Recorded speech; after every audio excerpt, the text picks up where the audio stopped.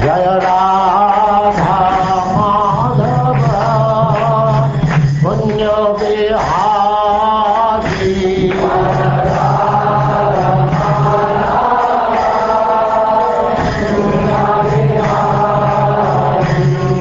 Jaya Radha Madhava Punya Vihari. And now Chapter 10, Deliverance of the Yamal Arjun Trees.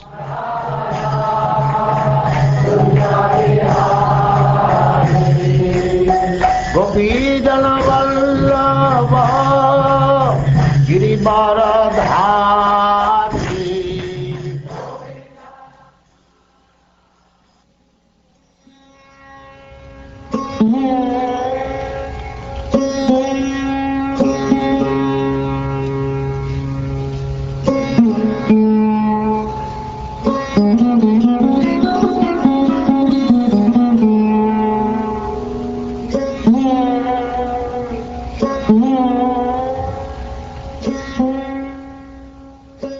King Pariksit inquired from Shukdev Goswami, O great and powerful saint, what was the cause of Nalakuvara's and Manigrivas having been cursed by Narad Muni? What did they do that was so abominable that even Narad, the great sage, became angry at them? Kindly describe this to me. O King Pariksit, because the two sons of Kuvera had been elevated to the association of Lord Shiva, of which they were very much proud, they were allowed to wander in a garden attached to Kailasa Hill, on the bank of the Mandakini River. Taking advantage of this, they used to drink a kind of liquor called Varuni. Accompanied by women singing after them, they would wander in that garden of flowers, their eyes always rolling in intoxication. Within the waters of the Mandakini Ganges, which were crowded with gardens of lotus flowers, the two sons of Kuvera would enjoy young girls, just like two male elephants enjoying in the water with female elephants. We're having a wonderful time.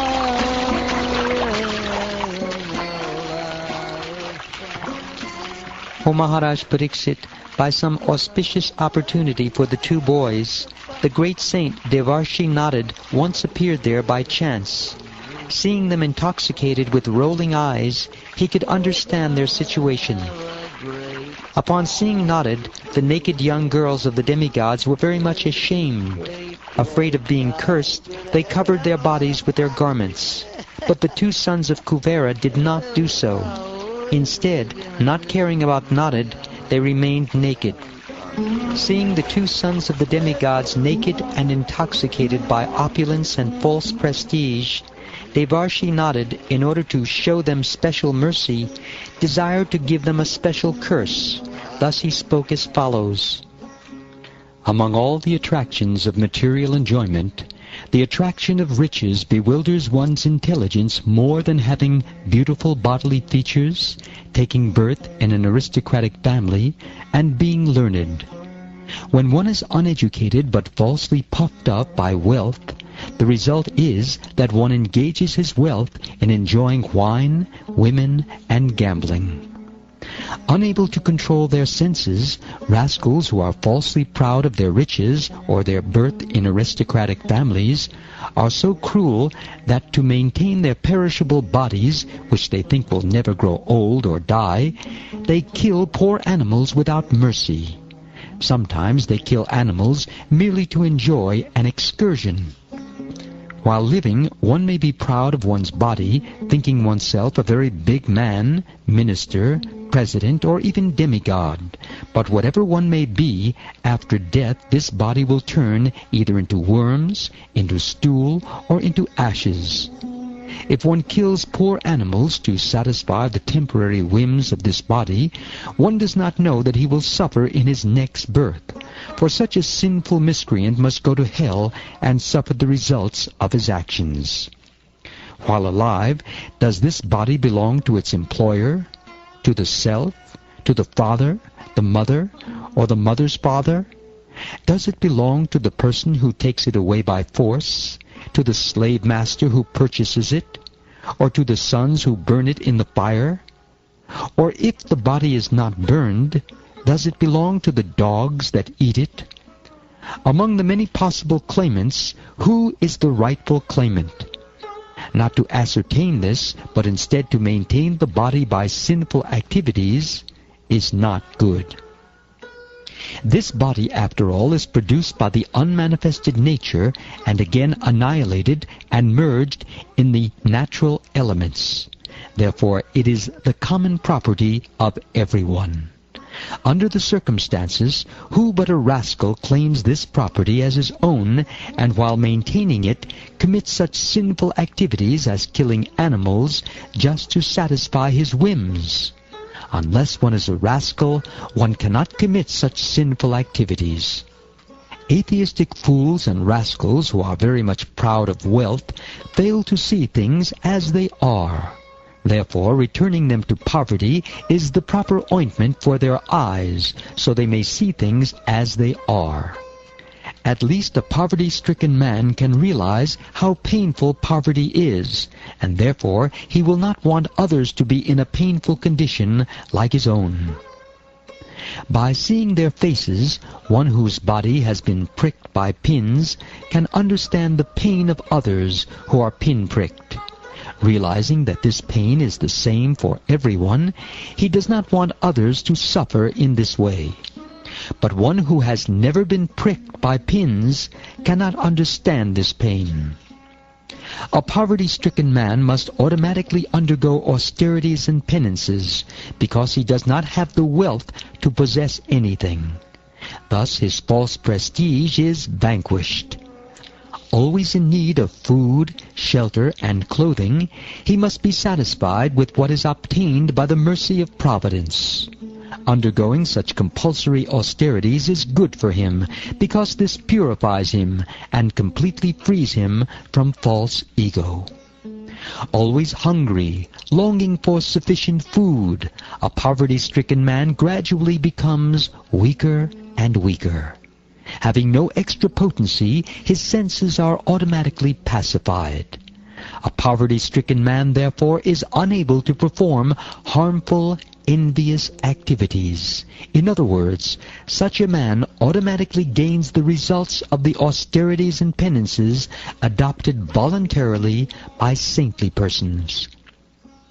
Saintly persons may freely associate with those who are poverty-stricken, but not with those who are rich. A poverty-stricken man, by association with saintly persons, very soon becomes uninterested in material desires, and the dirty things within the core of his heart are cleansed away. Saintly persons, or sadhus, think of Krishna 24 hours a day. They have no other interests.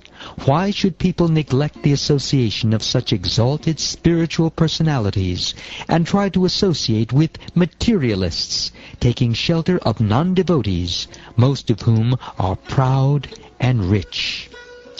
Therefore, since these two persons, drunk with the liquor named Varuni or Madhavi, and unable to control their senses, have been blinded by the pride of celestial opulence, and have become attached to women, I shall relieve them of their false prestige.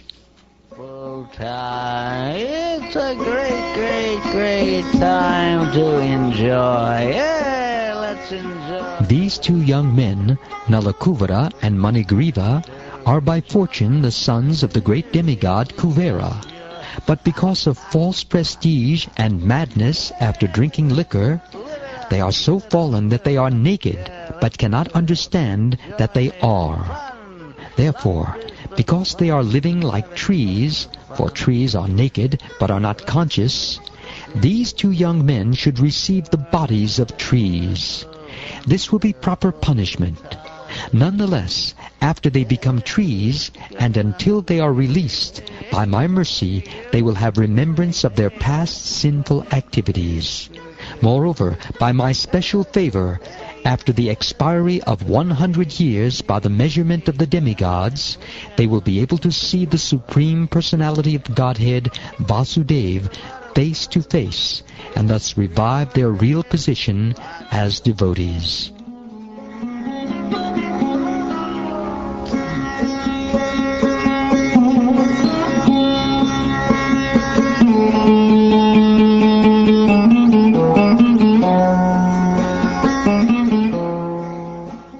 thus spoken, the great saint Devarshi Narad returned to his ashram, known as Narayan Ashram, and Nalakuvara and Manigriva became twin Arjun trees. The Supreme Personality of Godhead, Sri Krishna, to fulfill the truthfulness of the words of the greatest devotee, Narad, slowly went to that spot where the twin Arjun trees were standing. He said, "Although these two young men are the sons of the very rich Kuvera, and I have nothing to do with them, Devarshi Narad is my very dear and affectionate devotee, and therefore, because he wanted me to come face to face with them, I must do so for their deliverance." Having thus spoken, Krishna soon entered between the two Arjun trees, and thus the big mortar to which he was bound turned crosswise and stuck between them. By dragging behind him with great force the wooden mortar tied to his belly, the boy Krishna uprooted the two trees. By the great strength of the Supreme Person, the two trees, with their trunks, leaves, and branches, trembled severely and fell to the ground with a great crash.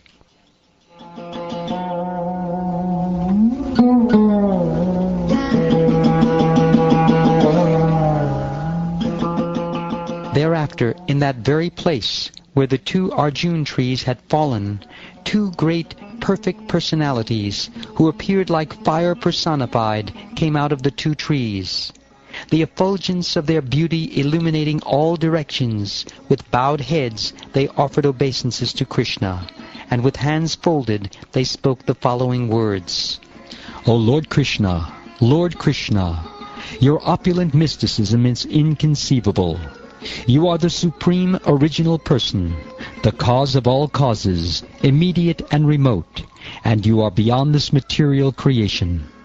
Learned Brahmins know, on the basis of the Vedic statement, Sarvam Kalvidam Brahma, that you are everything, and that this cosmic manifestation, in its gross and subtle aspects, is your form. You are the Supreme Personality of Godhead, the controller of everything. The body, life, ego, and senses of every living entity are your own self. You are the Supreme Person, Vishnu, the imperishable controller.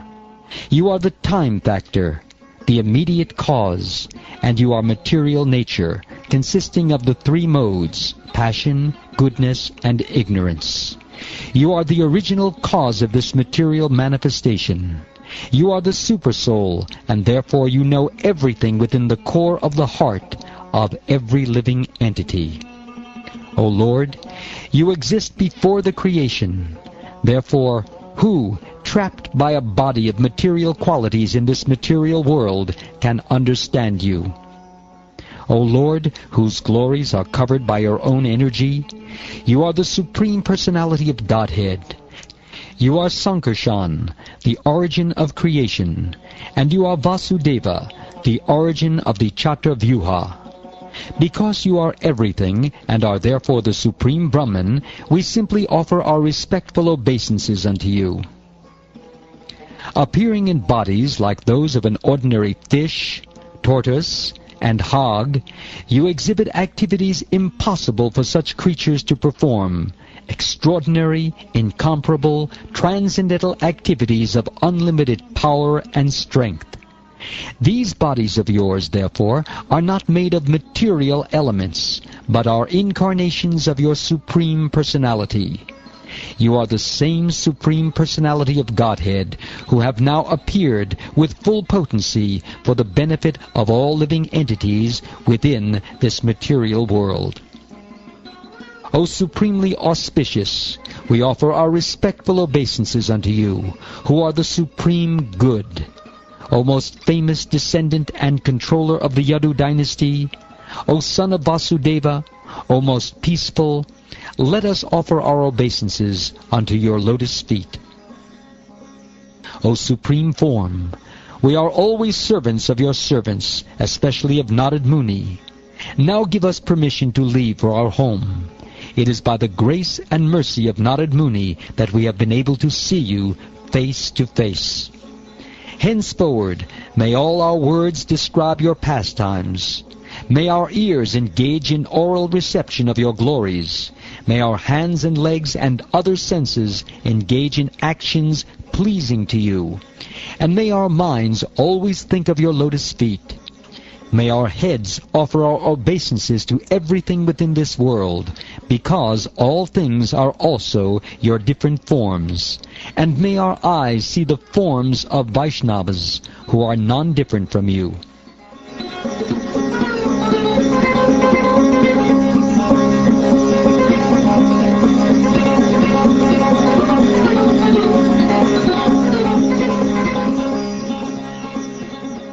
The two young demigods thus offered prayers to the Supreme Personality of Godhead. Although Sri Krishna, the Supreme Godhead, is the master of all, and was certainly Gokuleshvara, the master of Gokul, he was bound to the wooden mortar by the ropes of the gopis, and therefore, smiling widely, he spoke to the sons of Kuvera the following words. The great Saint Narad Muni is very merciful. By his curse he showed the greatest favor to both of you, who were mad after material opulence and who had thus become blind. Although you fell from the higher planet Svargaloka and became trees, you were most favored by him. I knew all of these incidents from the very beginning. When one is face to face with the sun, there is no longer darkness for one's eyes. Similarly, when one is face to face with a sadhu, a devotee who is fully determined and surrendered to the Supreme Personality of Godhead, one will no longer be subject to material bondage. O Nalakuvara and Manigriva, now you may both return home. Since you desire to be always absorbed in my devotional service, your desire to develop love and affection for me will be fulfilled, and now you will never fall from that platform.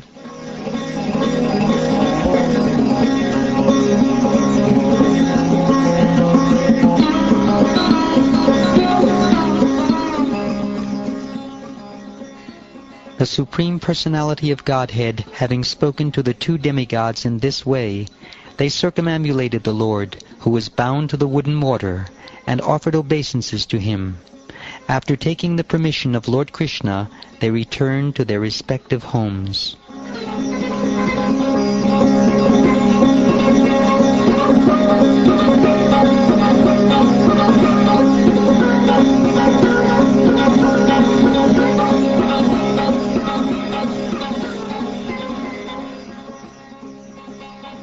Thus ends the 10th chapter of the 10th canto of the Srimad Bhagavatam, entitled Deliverance of the Yamal Arjun Trees.